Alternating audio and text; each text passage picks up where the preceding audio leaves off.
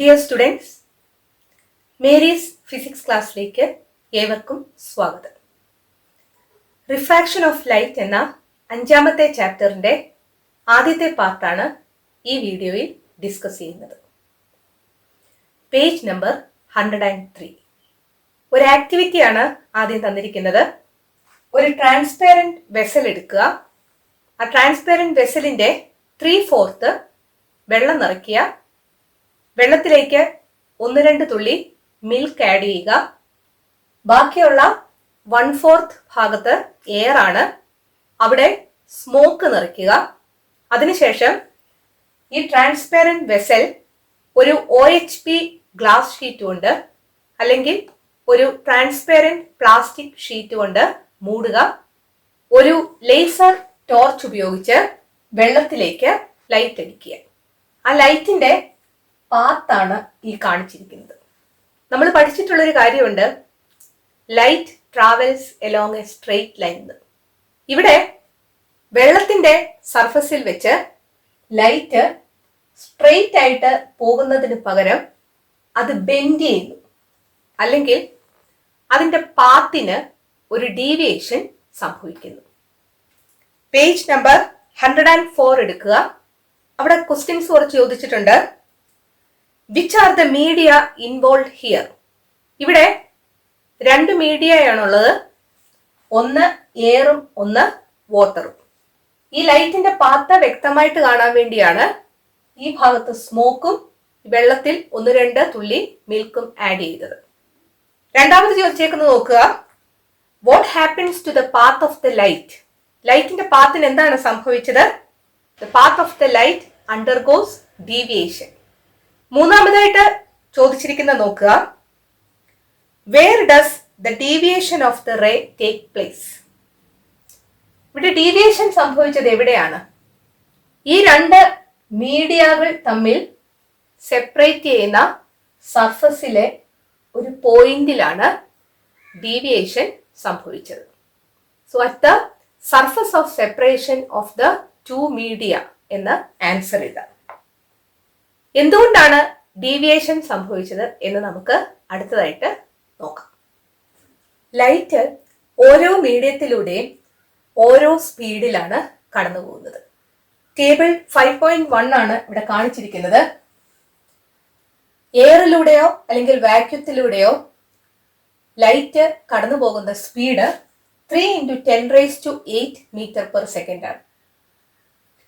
വാട്ടറിലൂടെ ആണെങ്കിൽ ലൈറ്റിന്റെ speed 2.25 × 10⁸ metre second ആണ്. ഗ്ലാസിലൂടെ ലൈറ്റിന്റെ സ്പീഡ് 2 × 10⁸ മീറ്റർ/സെക്കൻഡ് ആണ്.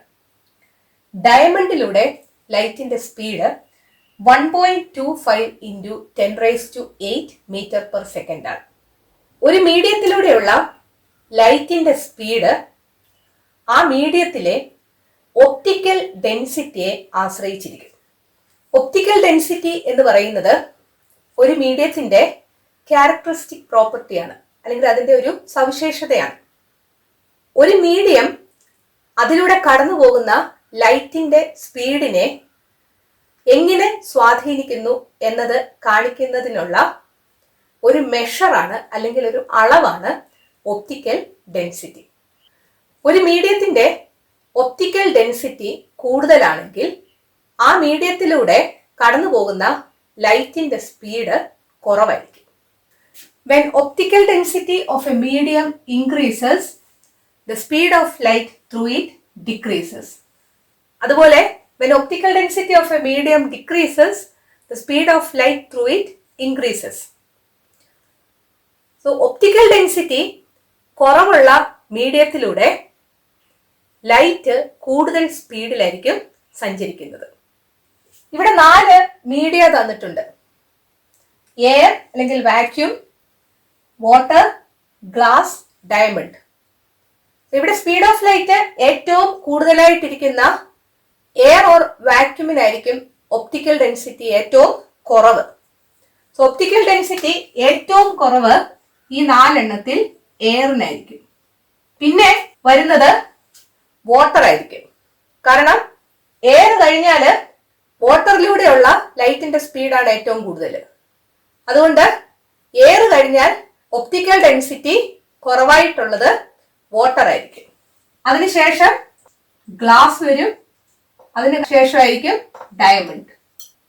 ഈ 4 എണ്ണത്തില് എയറിന്റെ ഒപ്റ്റിക്കൽ ഡെൻസിറ്റിയാണ് ഏറ്റവും കുറവ്, ഡയമണ്ടിന്റെ ഒപ്റ്റിക്കൽ ഡെൻസിറ്റിയാണ് ഏറ്റവും കൂടുതൽ.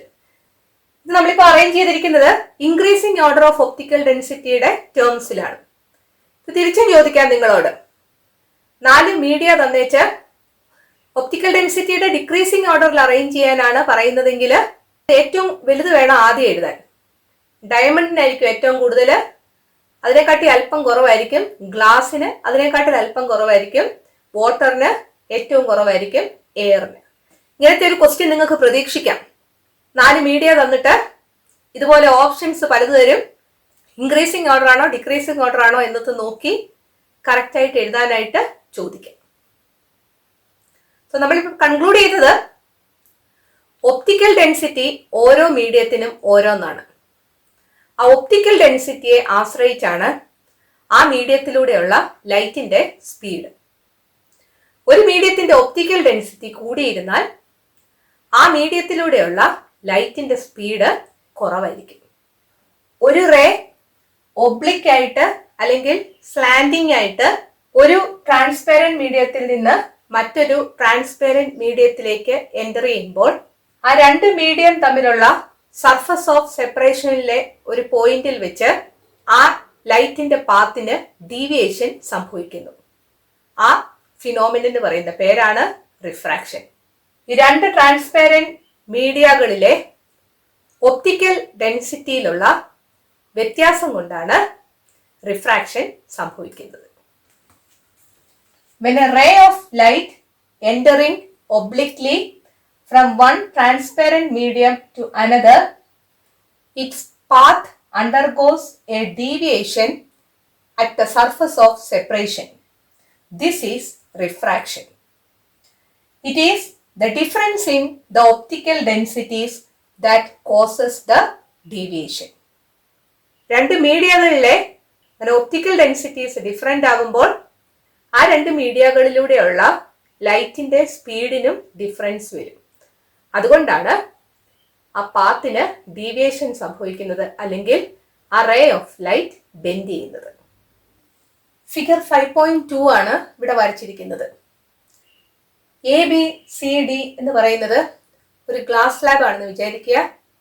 ആ ഗ്ലാസ് സ്ലാബിന്റെ AB എന്ന് പറയുന്ന പാർട്ടിലേക്ക് ലൈറ്റ് ഒബ്ലിക് ആയിട്ട് ഫോളോ ചെയ്യുന്നു എന്ന് വിചാരിക്കുക. ആ റേ ഓഫ് ലൈറ്റിന്റെ പാത്താണ് ഈ കാണിച്ചിരിക്കുന്നത്. ഈ ഭാഗത്ത് എയർ ആണ്, ഇത് ഗ്ലാസ് ആണ്, ഈ ഭാഗത്തും എയർ ആണ്. AB എന്ന് പറയുന്ന സർഫസ് ഓഫ് സെപ്പറേഷനെ സംബന്ധിച്ച് ഇൻസിഡന്റ് റേ എന്ന് പറയുന്നത് PQ ആണ്. ഈ PQ ഒബ്ലിക് ആയിട്ട് ഒരു ട്രാൻസ്പെറന്റ് മീഡിയത്തിൽ നിന്ന് മറ്റൊരു ട്രാൻസ്പെറന്റ് മീഡിയത്തിലേക്ക് എൻ്റർ ചെയ്യുകയാണ്. അതുകൊണ്ട് ആ 2 മീഡിയ തമ്മിലുള്ള സർഫസ് ഓഫ് സെപ്പറേഷനിൽ വെച്ച് ആ റേ ഓഫ് ലൈറ്റിന്റെ പാത്തിന് ഡീവിയേഷൻ സംഭവിക്കും, അല്ലെങ്കിൽ റിഫ്രാക്ഷൻ സംഭവിക്കും. ഇവിടെ വെച്ച് റേ ബെൻഡ് ചെയ്യും, അല്ലെങ്കിൽ റിഫ്രാക്റ്റഡ് ആകും. DC എന്ന് പറയുന്ന സർഫസ് ഓഫ് സെപ്പറേഷൻ നോക്കുക. ഈ സർഫസിലേക്ക് വന്ന് വീഴുന്ന ഇൻസിഡന്റ് റേ എന്ന് പറയുന്നത് QR ആണ്. QR എന്ന് പറയുന്ന റേ ഒബ്ലിക് ആയിട്ട് DC എന്ന് പറയുന്ന സർഫസ് ഓഫ് സെപ്പറേഷനിലേക്ക് വന്ന് വീഴുകയാണ്. അത് ട്രാവൽ ചെയ്തത് ഗ്ലാസിൽ നിന്ന് എയറിലേക്കാണ്. അതുകൊണ്ട് ആ സർഫസ് ഓഫ് സെപ്പറേഷനിൽ വെച്ച് ആ റേ ഓഫ് ലൈറ്റിന്റെ പാത്തിന് വീണ്ടും ഡീവിയേഷൻ സംഭവിക്കും. ഇവിടെ 2 തവണയാണ് റിഫ്രാക്ഷൻ നടക്കുന്നത്. എയറിൽ നിന്ന് ഗ്ലാസിലേക്ക് കയറുമ്പോൾ ആദ്യത്തെ റിഫ്രാക്ഷൻ നടക്കും. ഗ്ലാസിൽ നിന്ന് എയറിലേക്ക് പോകുമ്പോൾ രണ്ടാമത്തെ റിഫ്രാക്ഷനും നടക്കും. PQ എന്ന് പറയുന്ന ഇൻസിഡന്റ് റേ AB എന്ന് പറയുന്ന സർഫസിലേക്ക് വന്ന് വീഴുമ്പോൾ അവിടുത്തെ പോയിന്റ് ഓഫ് ഇൻസിഡൻസ് എന്ന് പറയുന്നത് Q ആണ്. പോയിന്റ് ഓഫ് ഇൻസിഡൻസിലൂടെ ആ സർഫസിന് പെർപെൻഡിക്കുലർ ആയിട്ട് വരയ്ക്കുന്ന ലൈനാണ് normal.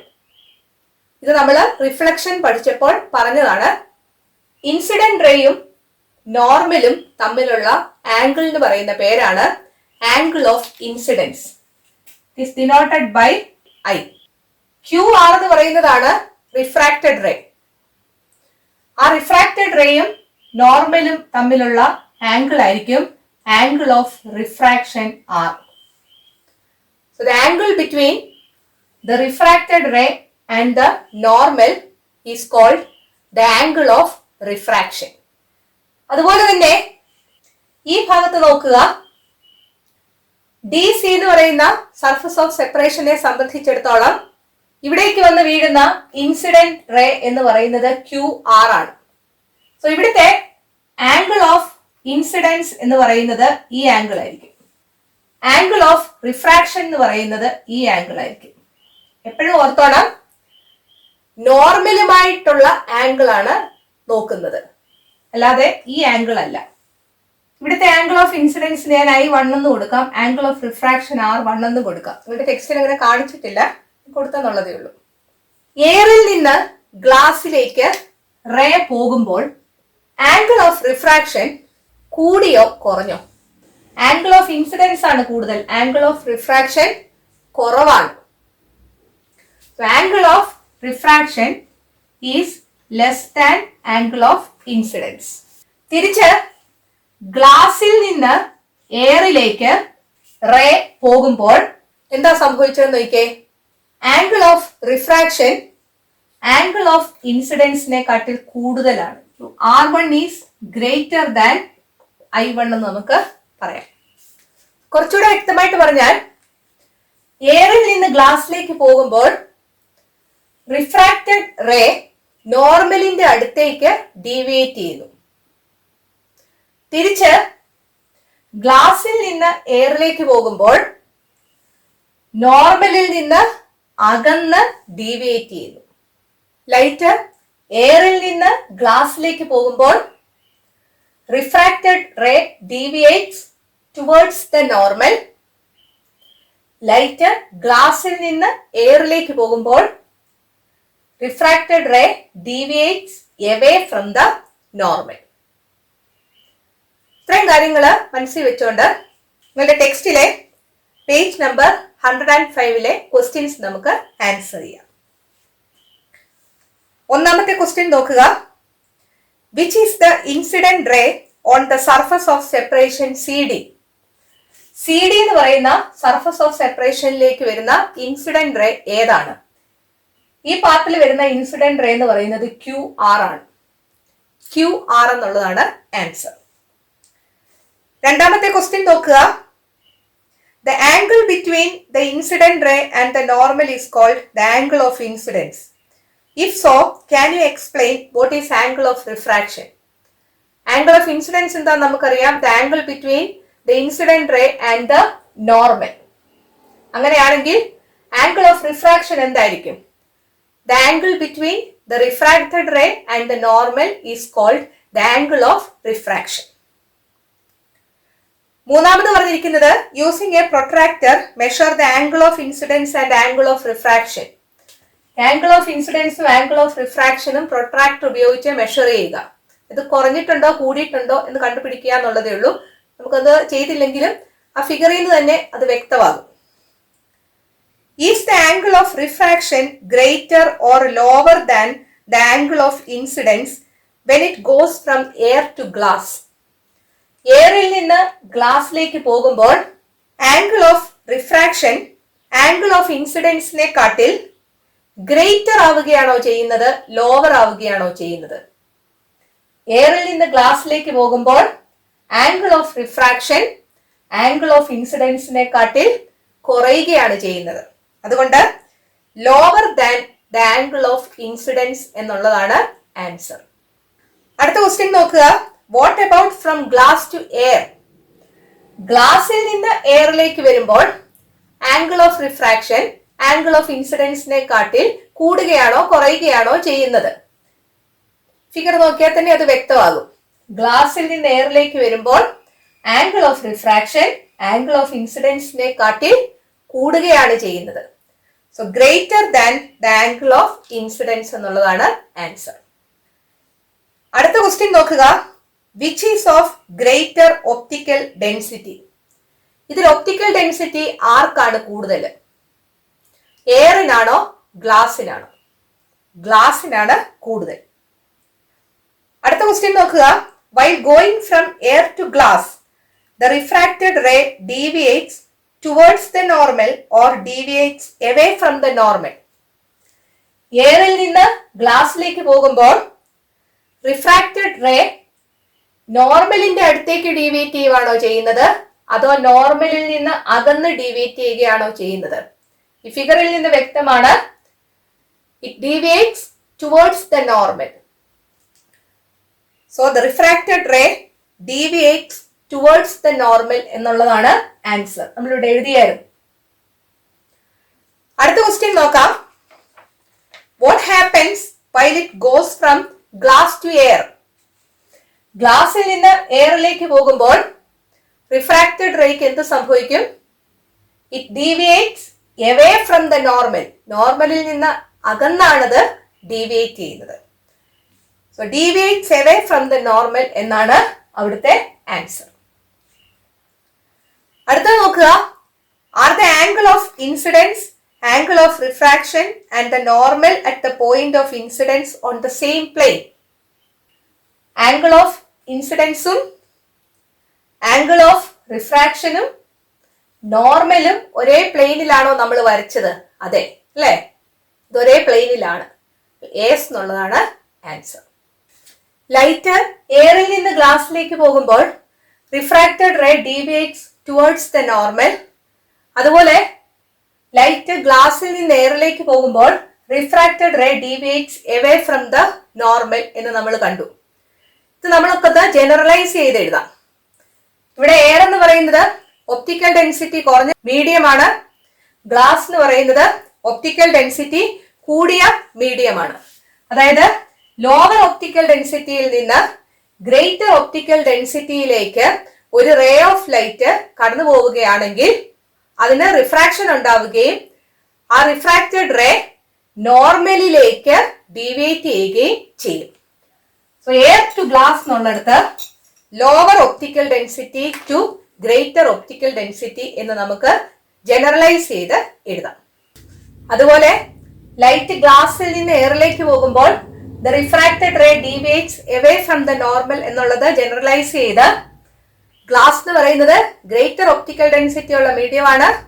So greater optical density ഉള്ള മീഡിയത്തിൽ നിന്ന് ലോവർ ഒപ്റ്റിക്കൽ ഡെൻസിറ്റി ഉള്ള മീഡിയത്തിലേക്ക് ലൈറ്റ് കടന്നു പോകുമ്പോൾ റിഫ്രാക്ഷൻ സംഭവിക്കുകയും ആ റിഫ്രാക്റ്റഡ് റേ നോർമലിൽ നിന്ന് അകന്ന് ഡീവിയേറ്റ് ചെയ്യുകയും ചെയ്യും.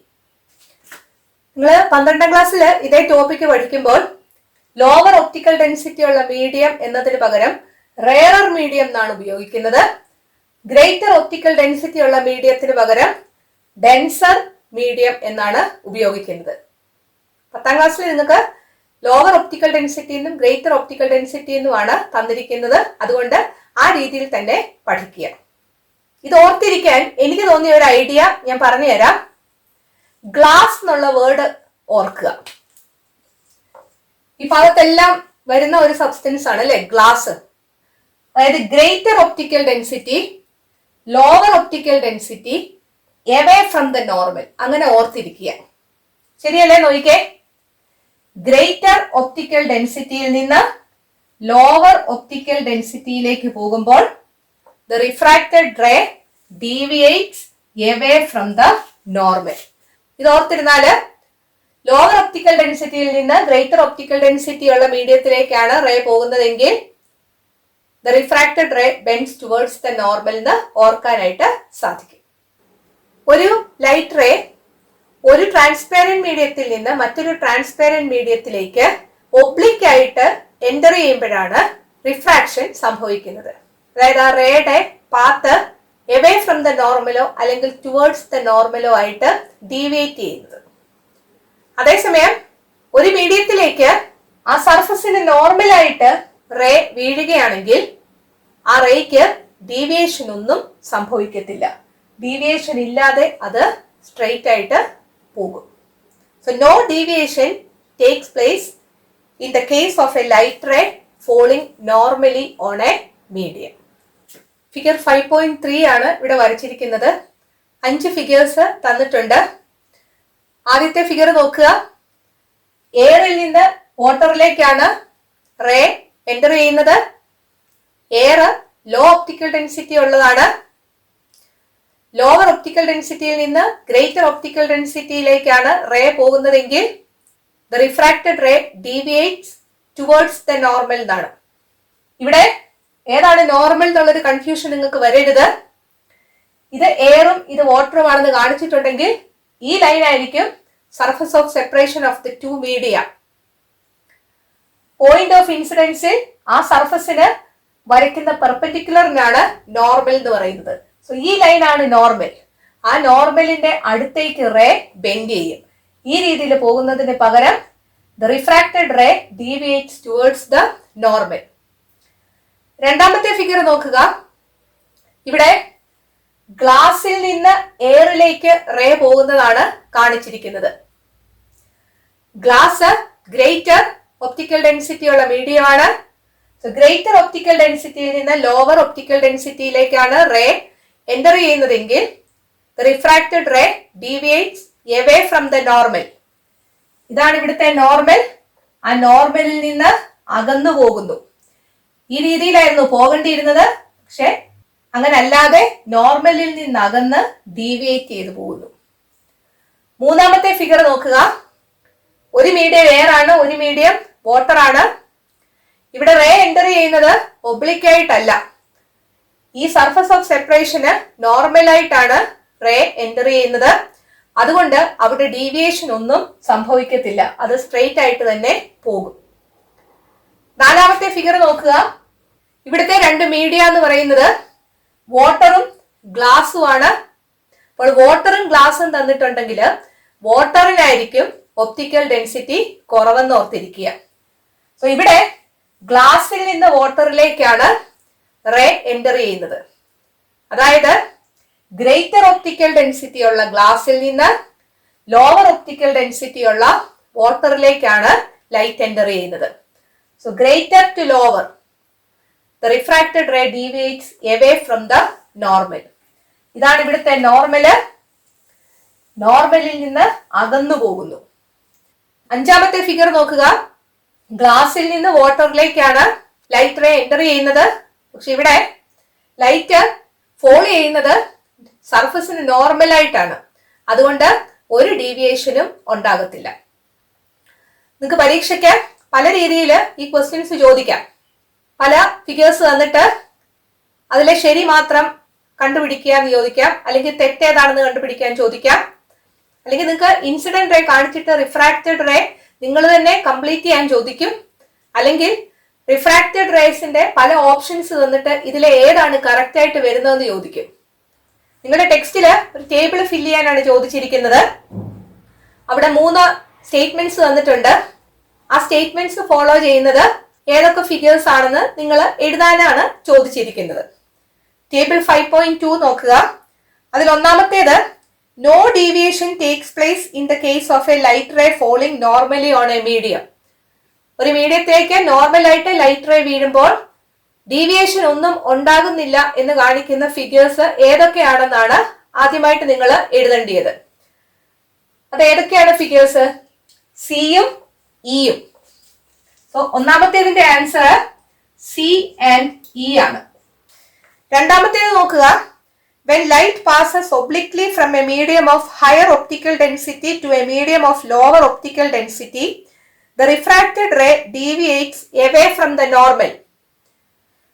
ഹയർ ഒപ്റ്റിക്കൽ ഡെൻസിറ്റി അല്ലെങ്കിൽ ഗ്രേറ്റർ ഒപ്റ്റിക്കൽ ഡെൻസിറ്റിയിൽ നിന്ന് ലോവർ ഒപ്റ്റിക്കൽ ഡെൻസിറ്റിയിലേക്ക് മൂവ് ചെയ്യുമ്പോൾ റിഫ്രാക്റ്റഡ് റേ നോർമലിൽ നിന്ന് അകന്നു പോകുന്ന ഫിഗേഴ്സ് ഏതൊക്കെയാണെന്ന് എഴുതാനാണ് പറഞ്ഞിരിക്കുന്നത്. നോർമലിൽ നിന്ന് അകന്നു പോകുന്ന ഫിഗേഴ്സ് ഏതൊക്കെയാണെന്ന് നോക്കുക. ആദ്യത്തേത് നോർമലിലേക്ക് അടുത്ത് വരിക ചെയ്തത്. രണ്ടാമത്തേതോ ഇതാണ് റിഫ്രാക്റ്റഡ് റേ നോർമലിൽ നിന്ന് അകന്നു പോകുകയാണ് ചെയ്തത്. രണ്ടാമത്തേതിന്റെ ഒരു ആൻസർ ബി ആണ്. സി വരത്തില്ല. ഡി നോക്കുക. ഇതാണ് നോർമലിൽ നിന്ന് അകന്നു പോകുകയാണ് ചെയ്യുന്നത്. സോ ഡിയും ആൻസർ ആയിട്ട് വരും. സോ ബിയും ഡിയും ഒന്നുകൂടി ഒന്ന് നോക്കുക. ഗ്ലാസിൽ നിന്ന് എയറിലേക്ക് പോകുന്നു. Greater optical density to lower optical density ആണ്. ഇത് ഗ്ലാസിൽ നിന്ന് വാട്ടറിലേക്ക് പോകുന്നു. അതും greater optical density to lower optical density ആണ്.